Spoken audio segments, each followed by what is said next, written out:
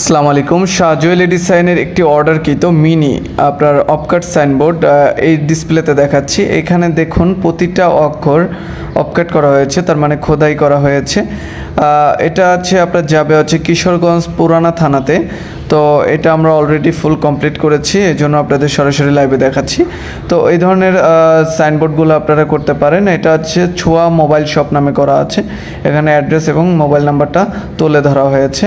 তো এই ধরনের আপনার যে কোনো লেখা যদি শুধুমাত্র ইমেজ ব্যতীত যদি কোনো লেখা ইউজ করতে চান, তাহলে এই ধরনের অপকাট সাইনবোর্ডগুলো ইউজ করতে পারেন। এটা লাইটিং অন অবস্থায় এবং অফ অবস্থায় দেখানো হচ্ছে।